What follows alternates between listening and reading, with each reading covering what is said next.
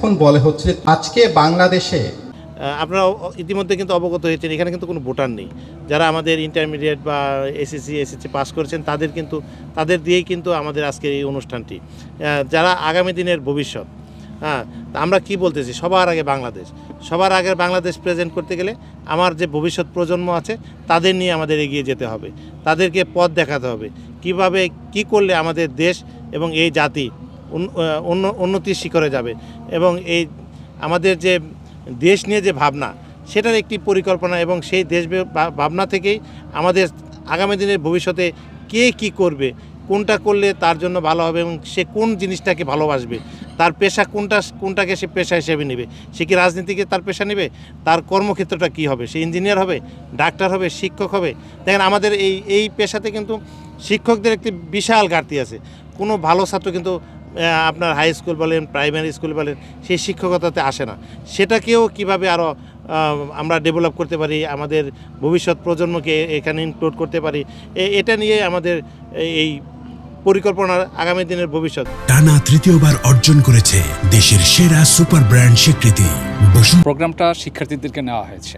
আমরা দেখেছি জেএনজি রাজনীতি বিমুখ, সুতরাং রাজনীতির বাইরে রাষ্ট্র পরিচালনার কোনো সুযোগ নাই। তো শিক্ষার্থীদের মধ্যে কোয়ালিটি চেঞ্জ আনাটাই হচ্ছে মুখ্য উদ্দেশ্য। আর এটা একটা টিম ওয়ার্ক, এটা যেরকম হাবিব হাসপাতাল আছে, এটা সিডাও আছে, এবং এখানে ফুল টিম কাজ করেছে। ধন্যবাদটা সবাই প্রাপ্য। মূলত আমাদের এলাকার শিক্ষার্থীদের ভিতরের ইতিবাচক পরিবর্তন আনা এবং সক্ষমতা বিল্ড আপের জন্যই আমাদের এই উদ্যোগটা ছিল। এবং এইখানে আমাদের টিমের তরফ থেকে আমি জনাব আইয়ুব খান ওনাকে বিশেষ ধন্যবাদ দেব যে উনি আমাদের সাথে আমাদের কাঁধে কাঁধ মিলে আমাদেরকে সহযোগিতা করেছেন। তরুণ যে শিক্ষার্থী আছে যারা এখনও একাদশ দ্বাদশ পর্যায়ে আছে, তাদেরকে নিয়ে একটা আয়োজন করেছে যে ভবিষ্যতে আমাদের এই তরুণদের কিভাবে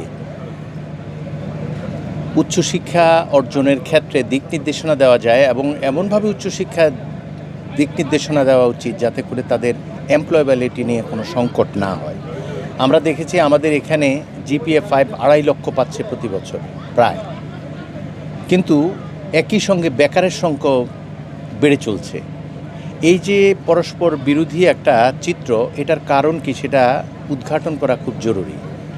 সিডার আজকের যে আয়োজন পথের দিশা এই শিরোনামে তারা যে আয়োজনটি করেছে, এখানে অনেক বিশেষজ্ঞকে ডেকেছেন এবং তারা নতুনদের বুঝাতে চাচ্ছেন যে আমাদের শুধুমাত্র গ্রেড অর্জন করা অর্থাৎ জিপিএ 5 অর্জন করাটাই আসলে মূল জিনিস নয়। জ্ঞান অর্জনের ক্ষেত্রে জ্ঞানের শাখাগুলোতে কিভাবে একজন শিক্ষার্থী নিজেকে পরিপক্ক করে তুলবে, এবং একই সঙ্গে আরেকটি বিষয় খুব গুরুত্বের সাথে বিবেচনা করা হচ্ছে যে যেহেতু চতুর্থ শিল্প বিপ্লবের চ্যালেঞ্জ আমাদের সামনে রয়েছে,